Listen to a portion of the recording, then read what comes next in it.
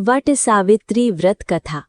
आप सभी भक्तजनों को वट सावित्री व्रत की बहुत बहुत शुभकामनाएं। वट सावित्री व्रत केवल एक व्रत नहीं, बल्कि अटूट प्रेम, समर्पण और अखंड सौभाग्य का पावन प्रतीक है। जिस तरह माता सावित्री ने अपने पतिव्रता धर्म, बुद्धि और अडिग विश्वास से यमराज जी से अपने पति सत्यवान के प्राण वापस प्राप्त किए, उसी तरह ये व्रत हर सुहागिन स्त्री के जीवन में सुख, सौभाग्य और पति की दीर्घायु का आशीर्वाद लेकर आता है। तो आइए आज इसी पावन अवसर पर श्रद्धा और भक्ति के साथ सुनते हैं वट सावित्री व्रत की ये पवित्र और मंगलकारी कथा। पौराणिक कथा के अनुसार एक बार मनु जी ने मत्स्य भगवान से पूछा, प्रभु, पतिव्रता स्त्रियों में कौन श्रेष्ठ है? किस स्त्री ने मृत्यु को पराजित किया है तथा मनुष्यों को सदा किस सती नारी का नाम उच्चारण करना चाहिए? आप मुझसे सभी पापों को नष्ट करने वाली कथा का वर्णन कीजिए। तब मत्स्य भगवान ने कहा, धर्मज्ञ, धर्मराज भी पतिव्रता स्त्रियों के प्रतिकूल कोई व्यवहार नहीं कर सकते, क्योंकि वे उनके लिए भी सर्वदा सम्माननीय हैं। इस विषय में मैं तुमसे पापों को नष्ट करने वाली वैसी कथा का वर्णन कर रहा हूँ कि किस प्रकार पतिव्रता स्त्री ने मृत्यु के पाश में पड़े हुए अपने पति को बंधन मुक्त कराया था। प्राचीन समय में मद्र देश में, वर्तमान समय में सियालकोट जनपद में शाकलवंशी अश्वपति नाम के एक राजा थे। उनका कोई पुत्र नहीं था। तब ब्राह्मणों के निर्देश पर वे पुत्र की कामना से सभी कामनाओं को पूर्ण करने वाली देवी सावित्री की आराधना करने लगे। वे प्रतिदिन सैकड़ों ब्राह्मणों के साथ देवी सावित्री की प्रसन्नता के लिए सफ़ेद सरसों का हवन करते थे। 18 महीने बीतने पर शुक्ल पक्ष की चतुर्थी तिथि को सावित्री देवी ने प्रसन्न होकर राजा को दर्शन दिया। सावित्री देवी अर्थात गायत्री देवी ने कहा, राजन, तुम मेरे नित्य भक्त हो, अतः मैं तुम्हें कन्या प्रदान करूंगी। मेरी कृपा से तुम्हें मेरी दी हुई सर्वांग सुंदरी कन्या प्राप्त होगी। तब चरणों में पड़े हुए राजा से ऐसा कहकर वो देवी आकाश में बिजली की तरह अदृश्य हो गईं। उस राजा की मालती नाम की एक पतिव्रता पत्नी थी। समय आने पर उसने सावित्री के समान रूप वाली एक स्वस्थ कन्या को जन्म दिया। तब राजा ने ब्राह्मणों से कहा, तप के द्वारा आवाहन किए जाने पर देवी सावित्री ने इसे मुझे दिया है, तथा ये देवी सावित्री के ही समान रूप वाली है, अतः इसका नाम भी सावित्री होगा। तब उन ब्राह्मणों ने उस कन्या का नाम सावित्री रख दिया। सावित्री अत्यंत सुंदर थी। उसकी सुंदरता और गुणों की प्रशंसा दूर दूर तक फैलने लगी। जैसे जैसे सावित्री बढ़ने लगी, वैसे वैसे उसका रूप भी निखरने लगा। अब पिता को उसके विवाह की चिंता होने लगी। अश्वपति चाहते थे कि उसी के अनुरूप सावित्री को पति भी मिले, किंतु कोई मिलता ही नहीं था। सावित्री का मन बहलाने के लिए अश्वपति ने उसे तीर्थ यात्रा के लिए भेज दिया और आज्ञा दी कि तुम्हें पति चुन लेने की पूर्ण स्वतंत्रता देता हूँ। तब सावित्री रथ पर बैठकर तीर्थ यात्रा के लिए निकल पड़ी। रथ जा रहा था कि उन्हें एक अद्भुत स्थान दिखाई दिया, जहाँ पर सुंदर सुंदर पेड़ थे और चारों तरफ हरियाली ही हरियाली थी। वहीं एक युवक एक अश्व के बच्चे के साथ खेल रहा था। उसके सिर पर जटा बनी हुई थी, वो छाल पहने हुए था और उसके मुख पर तेज था। सावित्री ने देखा, तब अपने मंत्री से कहा कि आज यहीं पर विश्राम करना चाहिए। रथ जब ठहरा तो वो युवक उनका परिचय पाने के लिए उनके पास आया। जब उसे पता चला कि वो तो राजकुमारी हैं, तो वो उन्हें बड़े सम्मान से अपने पिता के आश्रम में ले गया। उसने ये भी बताया कि मेरे माता पिता दृष्टिहीन हैं। मेरे पिता किसी समय साल्व देश के राजा थे, वो इस समय यहाँ तपस्या कर रहे हैं और मेरा नाम सत्यवान है। दूसरे दिन सावित्री घर लौट गईं और बड़ी लज्जा तथा शालीनता से उन्होंने सत्यवान से विवाह करने की अनुमति मांगी। राजा अश्वपति बहुत प्रसन्न हुए कि सावित्री को उसके अनुरूप वर मिल गया है, किंतु बाद में ज्योतिषियों से पता चला कि सत्यवान की आयु तो बहुत कम है और उसकी तो अब केवल 1 वर्ष की ही आयु शेष है। तब ये सारा कारण जानने के बाद सावित्री देवी के पिता को बहुत दुख हुआ। उन्होंने अपनी पुत्री को सब प्रकार से समझाया कि ऐसा विवाह करना जन्म भर के लिए दुख मोल लेना है। सावित्री ने कहा, पिताजी, मुझे इस संबंध में आपसे कुछ कहते हुए संकोच और लज्जा का अनुभव हो रहा है। मैं विनम्रता के साथ ये निवेदन करना चाहती हूँ कि आपने ही तो मुझे वर चुनने की स्वतंत्रता दी थी। मैंने पति के रूप में सत्यवान को चुन लिया है और अब अपनी बात से हटना तो आपके आदर्श का अपमान होगा और युगों युगों के लिए अपने तथा अपने परिवार के ऊपर कलंक लगाना होगा। अश्वपति सावित्री की बात सुनकर निरुत्तर हो गए। उन्होंने विद्वानों को बुलाकर विचार विमर्श किया। तभी वहां पर देवर्षि नारद जी का आगमन हुआ। देवर्षि नारद जी को प्रणाम करके राजा ने उनसे भी पूछा कि देवर्षि, बताइए मेरी पुत्री के भाग्य में क्या लिखा है। तब देवर्षि नारद जी ने राजा से कहा कि जिसे आपकी पुत्री ने पति रूप में चुना है, उस राजकुमार की आयु 1 वर्ष में समाप्त हो जाएगी।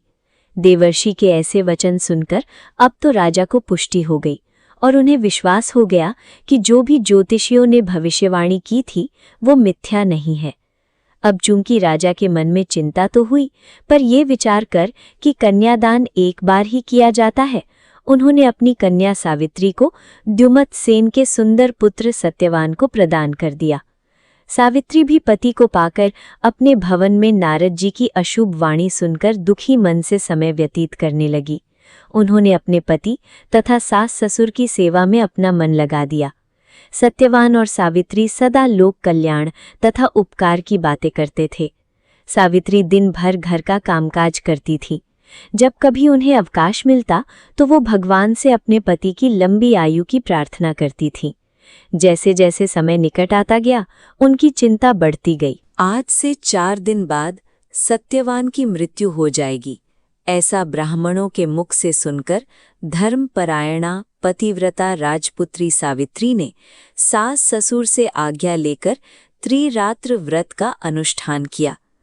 चौथा दिन आने पर जब सत्यवान ने लकड़ी, पुष्प और फल की टोह में जंगल की ओर प्रस्थान किया, तब याचना भंग से डरती हुई सावित्री भी सास ससुर की आज्ञा लेकर दुखी मन से पति के साथ उस भयंकर जंगल में चलने को तैयार हुई। ये देखकर सत्यवान ने उन्हें समझाया कि देवी, तुमने 3 दिनों से कुछ नहीं खाया है, तुम मेरे साथ मत जाओ। किंतु देवी सावित्री नहीं मानी और वो सत्यवान के साथ वन को चली गईं। नारद जी के वचनों का ध्यान कर चित्त में बहुत कष्ट रहने पर भी उन्होंने अपने इस महान भय को पति से व्यक्त नहीं किया, किंतु मन बहलाने के लिए वन में छोटे बड़े वृक्षों के बारे में पति से झूठ मूठ पूछताछ करती रहीं। शूरवीर सत्यवान उस भयंकर वन में विशाल वृक्षों, पक्षियों और पशुओं के दलों को दिखला दिखलाकर थकी हुई और कमल के समान विशाल नेत्रों वाली राजकुमारी सावित्री को आश्वासन देते रहे। सत्यवान ने कहा, मैं अब फलों को एकत्र कर चुका हूँ और तुम पुष्पों को एकत्र कर चुकी हो, किंतु अभी काष्ठ का प्रबंध नहीं किया गया है, इसलिए अब मैं काष्ठ एकत्र करूंगा।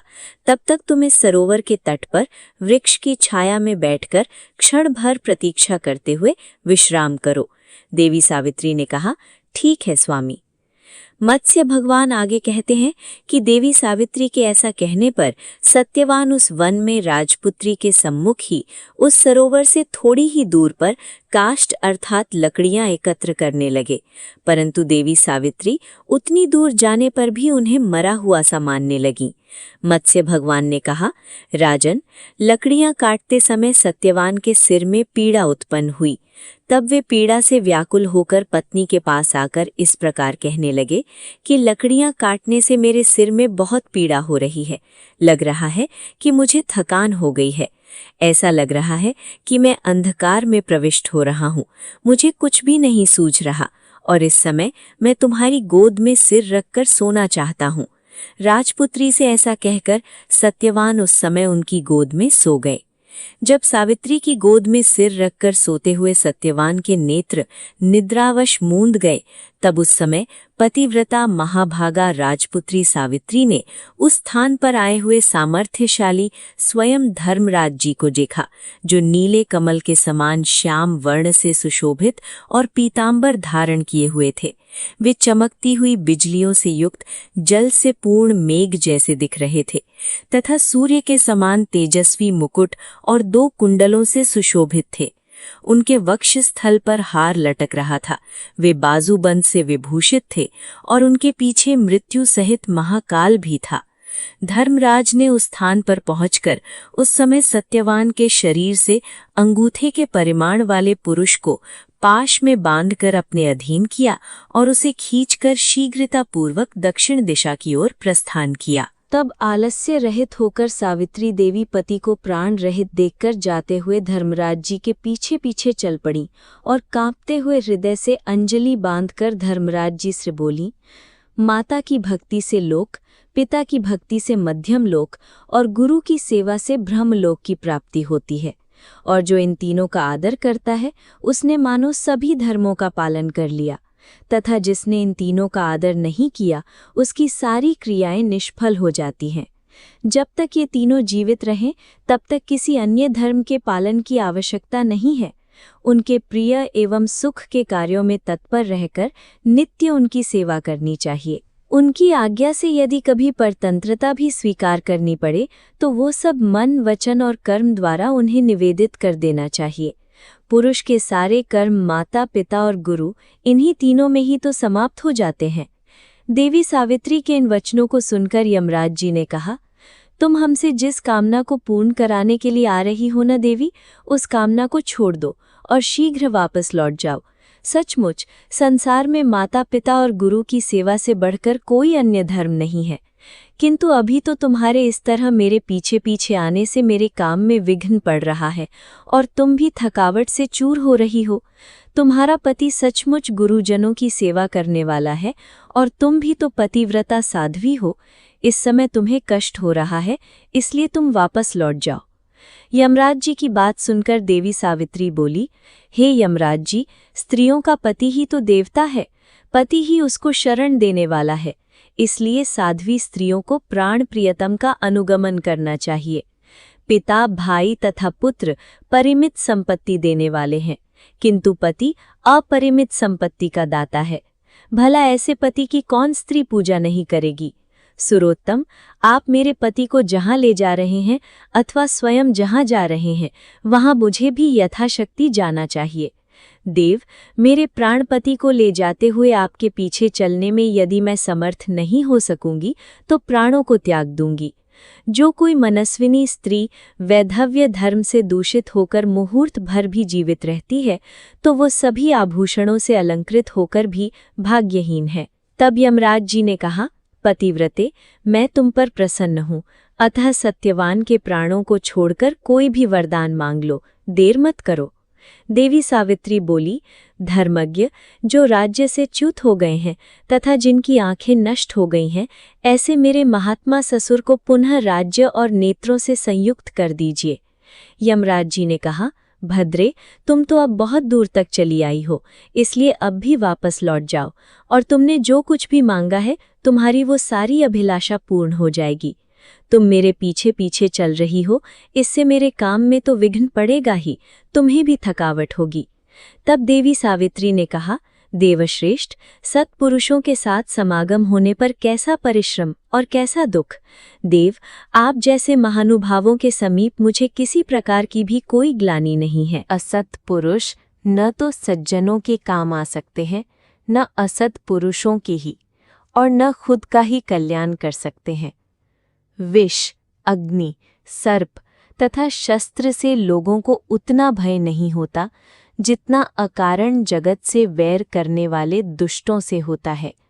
जैसे सत्पुरुष अपने प्राणों का विसर्जन करके भी परोपकार करते हैं, उसी तरह दुर्जन भी अपने प्राणों का परित्याग करके दूसरे को कष्ट देने में तत्पर रहते हैं। जिस परलोक की प्राप्ति के लिए सत्पुरुष अपने प्राणों को भी तृण के समान त्याग देते हैं, उसी परलोक की पराई हानि में निरत रहने वाले दुर्जन कुछ भी चिंता नहीं करते। स्वयं जगतगुरु ब्रह्मा जी ने सभी प्राणी समूहों में असत प्राणियों के निग्रह के लिए ही तो राजा को नियुक्त किया है। राजा सर्वदा पुरुषों की रक्षा करे, जो सज्जन हो उनका आदर करे और दुष्टों को दंड दे। जो ऐसा करता है वह सभी लोक विजेता राजाओं में श्रेष्ठ है।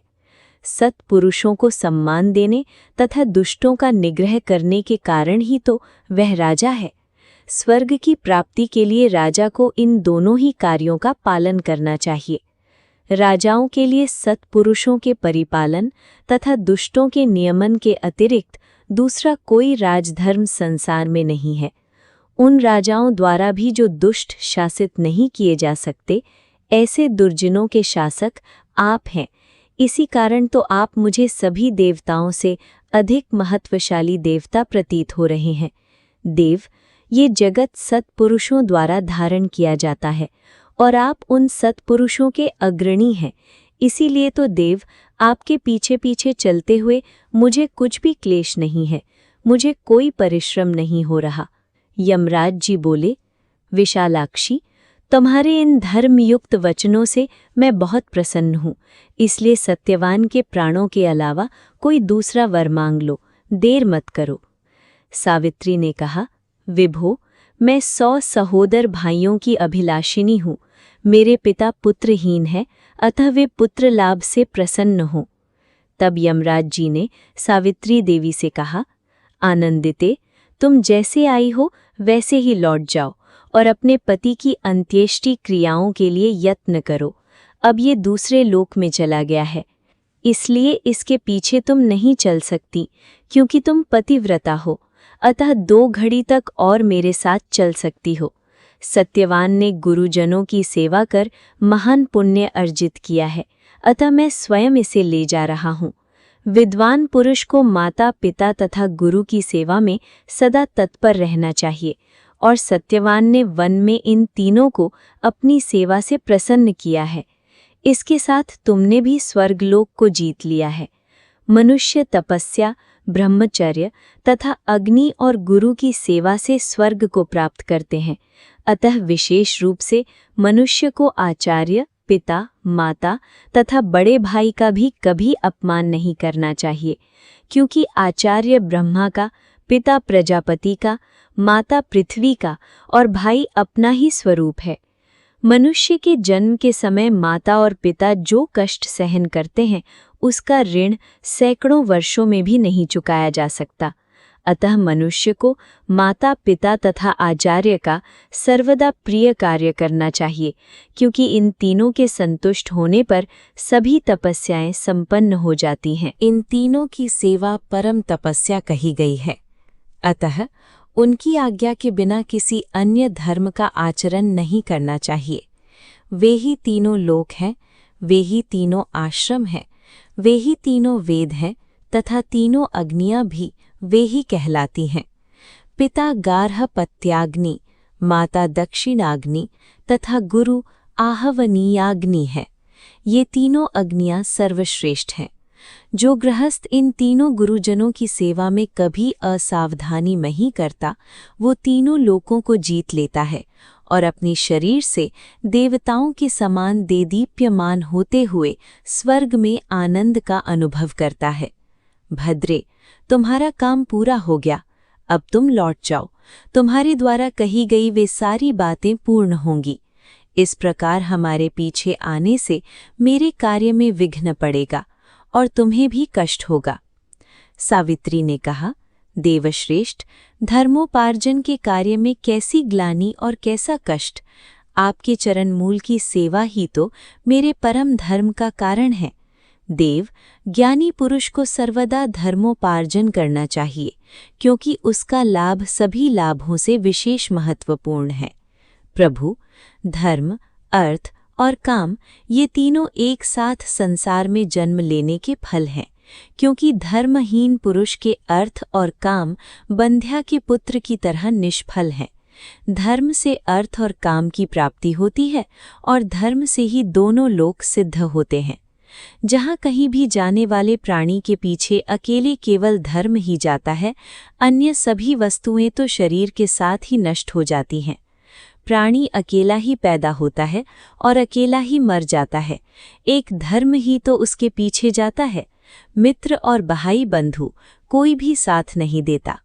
कार्यों में सफलता, सौभाग्य और सौंदर्य आदि सब कुछ धर्म से ही प्राप्त होते हैं।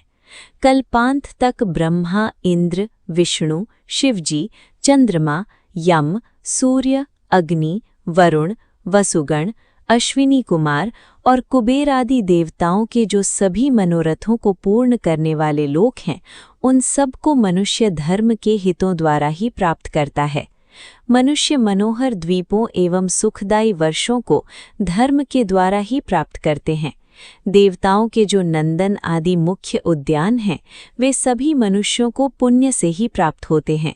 इस प्रकार स्वर्ग, विचित्र विमान और सुंदर अप्सराएं पुण्य से ही प्राप्त होती हैं।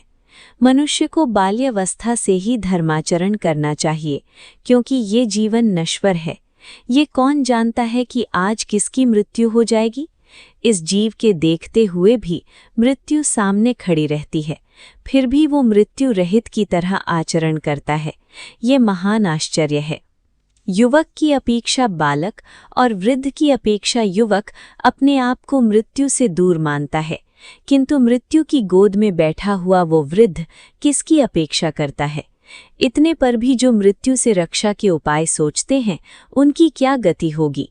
प्राणधारियों को इस जगत में केवल मृत्यु से ही भय नहीं है, बल्कि उनके लिए कहीं भी अभय स्थान भी नहीं है। फिर भी पुण्यवान सत्पुरुष सर्वदा निर्भय होकर संसार में जीवित रहते हैं। वे मृत्यु से भय नहीं करते। यमराज जी बोले, देवी, तुम्हारी इन धर्मयुक्त बातों से तो मैं विशेष संतुष्ट हूँ। अतः तुम सत्यवान के प्राणों के अतिरिक्त अन्य कोई भी वर मांग लो, देर मत करो।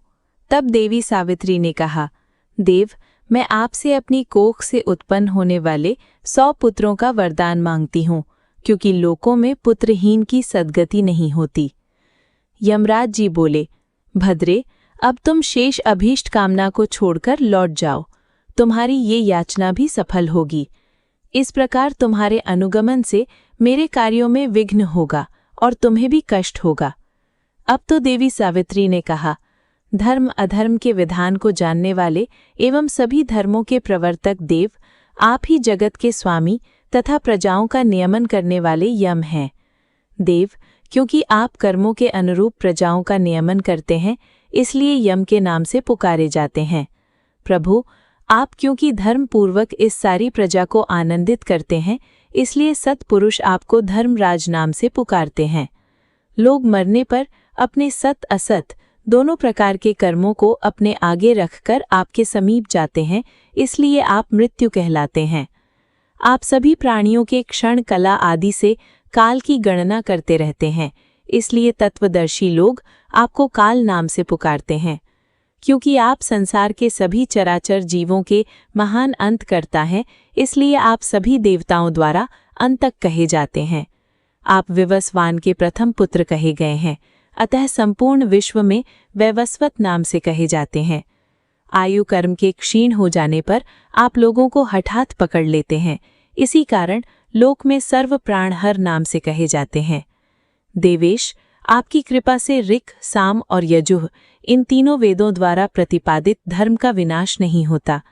आपकी महिमा से सभी प्राणी अपने अपने धर्म में स्थित रहते हैं। आप इस जगत की मर्यादा का पालन करने वाले हैं। देवताओं में श्रेष्ठ, अपनी शरण में आई हुई मुझ इस दुखिया की रक्षा कीजिए। जब यमराज जी ने देखा कि सब अभिलाषाएं पूर्ण होने के वरदान को प्राप्त करने के बाद भी सावित्री उनके पीछे पीछे आ रही हैं, तब उन्होंने क्रोध करके कहा कि तुम मेरा कहना क्यों नहीं मानती हो? तब देवी सावित्री ने कहा, धर्मराज, आप ही ने तो अभी अभी मुझे संतान प्राप्ति का आशीर्वाद दिया है और आप मेरे पति को अपने साथ ले जा रहे हैं। एक पतिव्रता पत्नी के लिए ये कैसे संभव है? यमराज जी को अब ध्यान आया और उन्होंने सत्यवान के प्राणों को छोड़ दिया और देवी सावित्री से कहा कि तुम्हारी स्तुति और भक्ति से संतुष्ट होकर मैंने तुम्हारे पति इस सत्यवान को विमुक्त कर दिया है। अब तुम सफल मनोरथ होकर लौट जाओ। ये सत्यवान तुम्हारे साथ 500 वर्षों तक राज्य सुख भोग कर अंतकाल में स्वर्ग लोक में जाएगा और देवताओं के साथ विहार करेगा। सत्यवान तुम्हारे गर्भ से 100 पुत्रों को भी उत्पन्न करेगा। वे सब के सब देवताओं के समान तेजस्वी तथा क्षत्रिय राजा होंगे। वे चिरकाल तक जीवित रहते हुए तुम्हारे ही नाम से प्रसिद्ध होंगे। तुम्हारे पिता को भी तुम्हारी माता के गर्भ से 100 पुत्र उत्पन्न होंगे। वे तुम्हारे भाई मालवा में उत्पन्न होने के कारण मालव नाम से विख्यात होंगे और चिरकाल तक जीवित रहते हुए पुत्र पौत्र आदि से युक्त होंगे तथा देवताओं के समान ऐश्वर्य संपन्न एवं क्षत्रियोचित गुणों का पालन करेंगे। धर्मज्ञ जो कोई पुरुष प्रातःकाल उठकर इस स्तोत्र द्वारा मेरा स्तवन करेगा उसकी भी आयु दीर्घ होगी। मत्स्य भगवान बोले, राजन, इतनी बातें कहकर ऐश्वर्यशाली महात्मा यमराज उस राजपुत्र सत्यवान को छोड़कर काल तथा मृत्यु के साथ वहीं अदृश्य हो गए। इसके बाद पतिव्रता स्त्री सुंदरी देवी सावित्री वहां से जिस मार्ग से गई थी उसी मार्ग से लौटकर उस स्थान पर आईं जहां सत्यवान का मृत शरीर पड़ा हुआ था। तब कृशांगी सावित्री पति के निकट जाकर उनके सिर को अपनी गोद में रखकर पूर्ववत बैठ गईं। उस समय भगवान भास्कर अस्ताचल को जा रहे थे। राजन, धर्मराज से मुक्त हुए सत्यवान ने भी धीरे धीरे आंखें खोली और अंगड़ाई ली। इसके पश्चात प्राणों के लौट आने पर उन्होंने सावित्री से कहा, वो पुरुष कहाँ चला गया जो मुझे खींचकर ले जा रहा था? मैं नहीं जानता कि वो पुरुष कौन था। इस वन में सोते हुए मेरा तो पूरा दिन बीत गया और सुबह तुम भी उपवास से परिश्रांत और दुखी हुई, और मुझ जैसे दुष्ट से तो आज माता पिता को भी दुख भोगना पड़ा। मैं उन्हें देखना चाहता हूँ, चलो जल्दी चलो। देवी सावित्री बोली, प्रभु, सूर्य तो अस्त हो गए, पर यदि आपको पसंद हो तो हम लोग आश्रम को लौट चलें, क्योंकि मेरे सास ससुर अंधे हैं। मैं वहीं आश्रम में ये सब घटित हुआ वृत्तांत आपको बतलाऊंगी। सावित्री उस समय पति से ऐसा कहकर पति के साथ ही चल पड़ी और वो पति के साथ आश्रम पर आ पहुंची। इसी समय पत्नी सहित द्युम्नसेन को नेत्र ज्योति प्राप्त हो गई। वे अपने प्रिय पुत्र और अपनी कमजोर सी पुत्र वधू को न देखकर दुखी हो रहे थे। उस समय तपस्वी ऋषि राजा को सांत्वना दे रहे थे। इतने में ही उन्होंने पुत्रवधू के साथ पुत्र को वन से आते हुए देखा। उस समय सुंदरी सावित्री ने सत्यवान के साथ अपने क्षत्रिय श्रेष्ठ राजा द्युम्नसेन को प्रणाम किया। पिता ने राजकुमार सत्यवान को गले लगाया। तब सभी धर्मों को जानने वाले सत्यवान ने उस वन में निवास करने वाले तपस्वियों का अभिवादन कर रात में ऋषियों के साथ वहीं निवास किया। फिर उस समय देवी सावित्री ने जैसी घटना घटित हुई थी उसका वर्णन किया और उसी रात में अपने व्रत को भी समाप्त किया। इसके बाद 3 पहर बीत चुकने पर राजा की सारी प्रजा सेना सहित तुरहई आदि बाजों को बजाते हुए राजा को पुनः राज्य करने के लिए निमंत्रण देने आई और ये सूचना दी कि राज्य में आपका शासन अब पूर्ववत हो। राजन, नेत्रहीन होने के कारण जिस शत्रु राजा ने आपके राज्य को छीन लिया था वो राजा मंत्रियों द्वारा मार डाला गया। अब उस नगर में आप ही राजा हैं। ये सुनकर राजा चतुरंगिनी सेना के साथ वहां गए और महात्मा धर्मराज जी की कृपा से पुनः अपने संपूर्ण राज्य को उन्होंने प्राप्त कर लिया। फिर देवी सावित्री ने भी 100 भाइयों को प्राप्त किया। इस प्रकार साध्वी, पतिव्रता, सुंदरी राजकुमारी सावित्री ने अपने पितृपक्ष तथा पति पक्ष दोनों का उद्धार किया और मृत्यु के पाश में बंधे हुए अपने पति को मुक्त कर दिया। राजन, इसलिए मनुष्यों को सदा साध्वी स्त्रियों की देवताओं के समान पूजा करनी चाहिए, क्योंकि उनकी कृपा से ये तीनों लोक स्थित हैं। उन पतिव्रता स्त्रियों के वाक्य इस चराचर जगत में कभी भी मिथ्या नहीं होते। इसलिए सभी मनोरथों की कामना करने वालों को सर्वदा इनकी पूजा करनी चाहिए। जो मनुष्य सावित्री के इस सर्वोत्तम आख्यान को नित्य पढ़ता अथवा सुनता है वो सभी प्रयोजनों में सफलता प्राप्त कर सुख का अनुभव करता है और कभी भी दुख का भागी नहीं बनता। इस दिव्य कथा का नित्य पाठ करने से यम भय समाप्त होता है, दीर्घायु प्राप्त होती है और यमदेव जी की कृपा से नष्ट द्रव्य तथा राज्य पुनः प्राप्त हो जाता है। इस प्रकार वट सावित्री व्रत की कथा समाप्त हुई। सभी प्रेम से बोलिए, धर्मराज जी की जय, देवी सावित्री की जय, सत्यवान देव की जय।